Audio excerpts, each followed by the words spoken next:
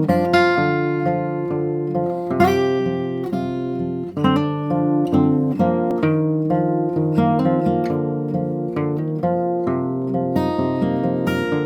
guys, today I wanted to go through Landslide by Fleetwood Mac, which is a brilliant song to learn if you're starting out with fingerstyle guitar. Today what we're going to do is in the beginning we're going to cover the basic fingerpicking pattern and the left hand chords. There are only 2 sets of chords, very simple patterns that repeat. And then we'll have a little look at the solo and some alternative patterns and riffs you can add in. So in this song we're going to keep 1 finger per string. We're going to keep the index finger on the 3rd string, the G string, the middle finger on the B string, the 2nd string, and the ring finger on the 1st string, the high E string. And these 3 fingers never come off these strings. We've got a capo on the 3rd fret, and we're going to start just with a C chord. That's the first chord in the song, and I'll just take you through the pattern. So in the basic pattern, the ring finger doesn't play, but we're going to keep it on the 1st string. And later on, we might throw that ring finger in as the patterns get more exciting. So I'm going to hold down the C major chord, and then with my right hand, the pattern is string 5, and then string 3, and then string 4, and then string 2. And that's the simplest form of the pattern that repeats. There are lots of really cool ways of practicing that. I would recommend just practicing the thumb alone. So you're just jumping between those 2 strings. The purpose of that is actually to learn to play with the thumb without moving the hand too much. You could also practice the pinches. So in other words, you play string 5 and string 3 together, and then string 4 and string 2 together, and then string 5 and string 3, 4 and 2.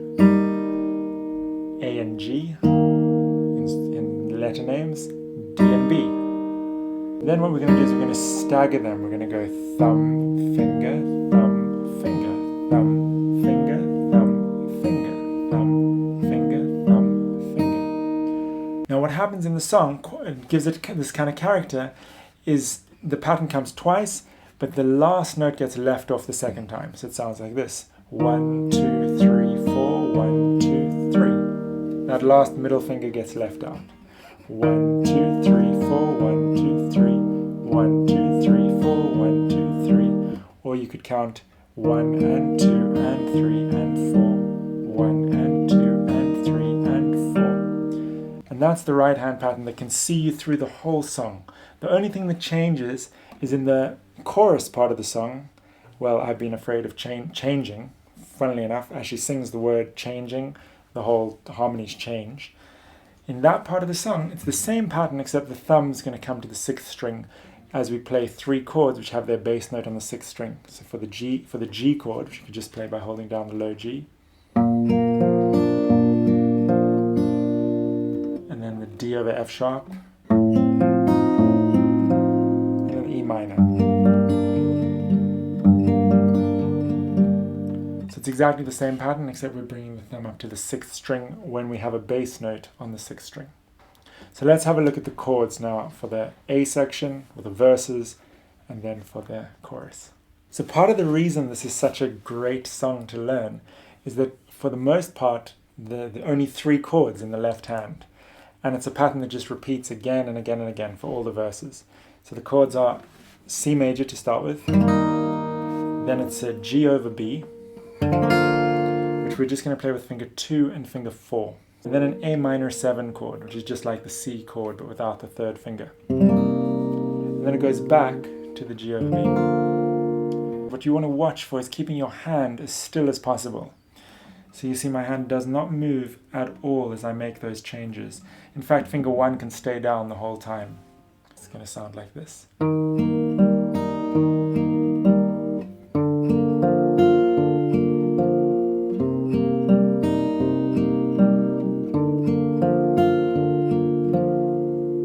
The cool thing about the Travis picking is although it's 7 notes in a row, the ear actually hears them as different voices.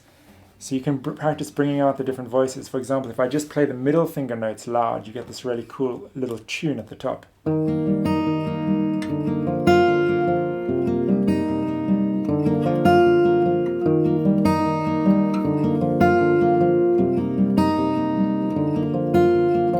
The second pattern used in in the song is in the chorus, where the lyrics say, well, because I've been afraid of changing.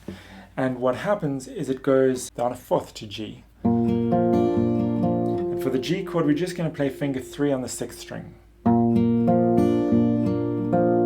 We'll do exactly the same pattern, except now the thumb is starting on the 6th string, but it's still jumping to the 4th string. Then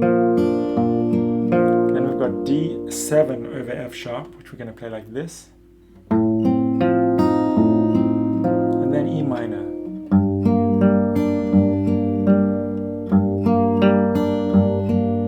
And E minor is the only chord in the whole song that comes for two whole bars or 2 whole patterns. Then the second half of the chorus uses the same chords as the verse.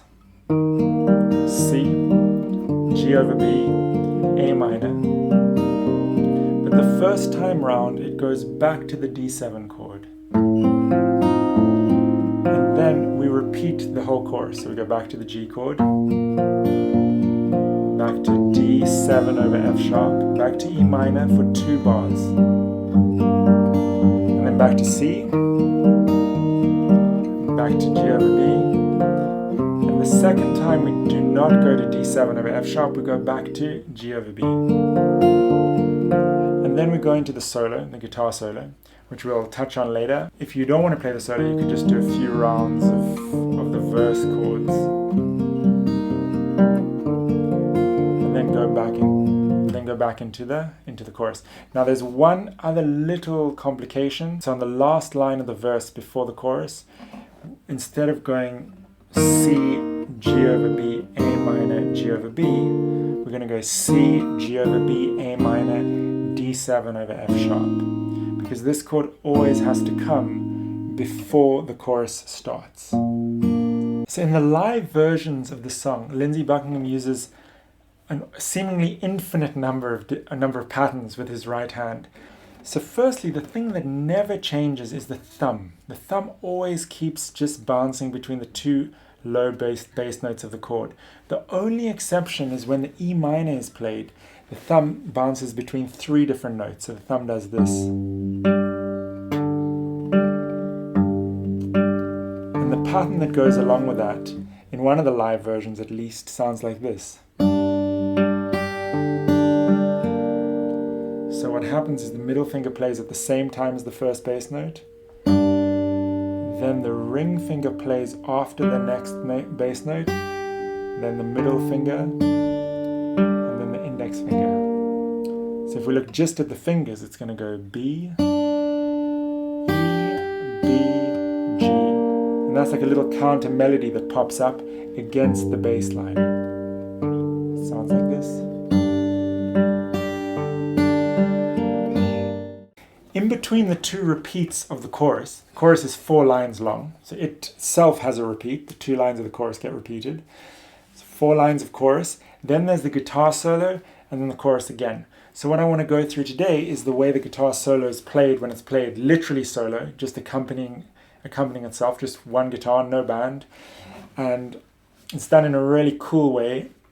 The thumb just keeps with the Travis picking for the most part the whole way through. And the chords of the verse are hinted at.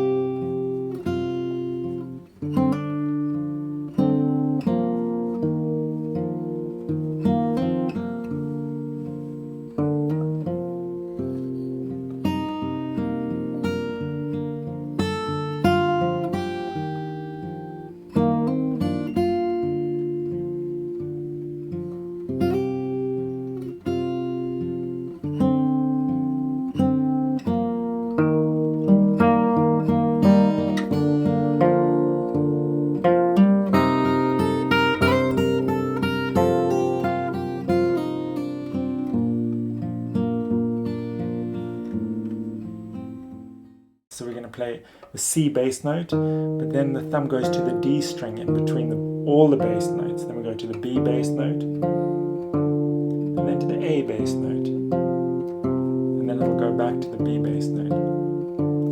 For the most part of the chorus, that's what's happening. So if we have a look at how that fits together, the first part of the chorus. So we have this little tune. At the same time we have this bass line. what I suggest, what makes things easy to learn on guitar is patterns that repeat. When there's no discernible pattern or when there's a lot of change, it's very, very hard to learn. It's like exercising. Any exercise is a repeated activity, right? And you strengthen the muscle by repeating the same activity. So I suggest taking, just one bar or little section, bar and a half, 2 bars, and just repeating that again and again. So for the first 2 bars of the chorus, and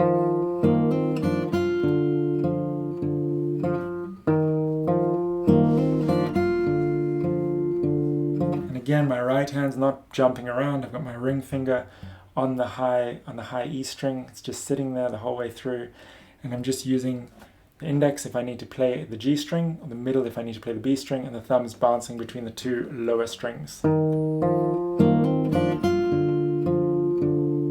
want to take that really slow, especially. And that would be a great thing to practice. So the C and the G together, the hammer on, the D and the B together, and then we're going to pluck that high D. And then we go straight into the next bar.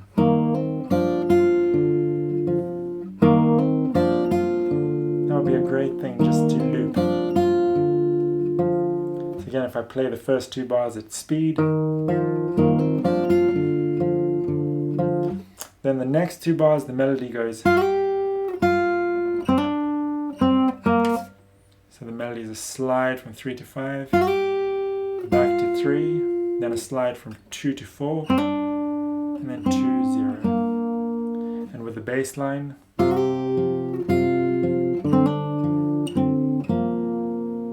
so that's one whole pattern. That's one whole repeat of the verse chords, right? C, G over B, A minor, and G over B. Then we're back into C. So what happens next, we're going to have to play the thumb note as we land the hammer on with our left hand. Sounds like this. So we're going to be hammering from the open G to the A, and as we land there, that's the A, 2nd fret, we're going to play the thumb. So you've got to imagine this finger and your thumb like you were playing 2 notes on the piano at the same time. It's rare that they actually get to play exactly at the same time. So we've got 1, 2, 3, and 4, and then we're going to the G over B. And here we have a little bit of melody creeping into the bass. They kind of mix together. So we have the hammer on. Then we go to the A chord. And now the melody picks up again. We have this hint of the melody at the very top. So I would say the melody notes are fret 1 and fret 3. And then we go to the G over B, and we've got this really beautiful 1 and 2 and 3 and 4. And then we're back to C. So if I just play through that, it's going to sound like this.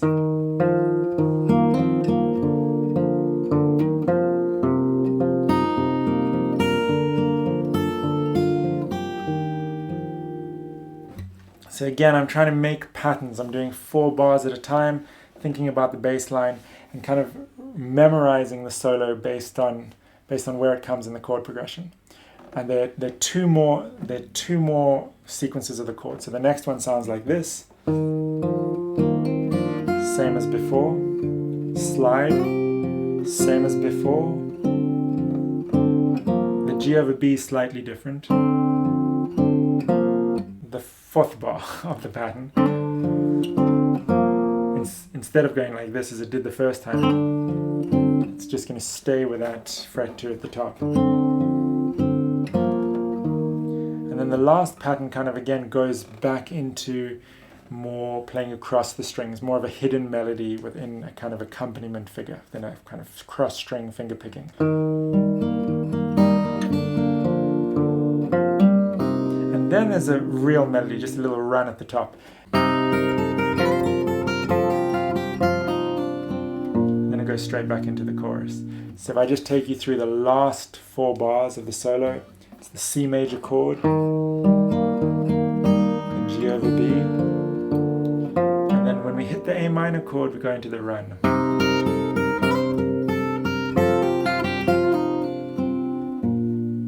So the first half of the run is over an A minor, and the second half of the run is over a D major, which gets us ready for the chorus. Thank you so much for watching, guys. I really hope that was of use to you. Tabs for everything we've done are on our Patreon page. That's patreon.com/altguitar. If you like the video, please hit that like button. And if you're not yet subscribed to the channel and you want to see more guitar videos of all different styles of guitar, then please feel free to subscribe. We'd love to have you join us. Have a great day, and we'll see you soon.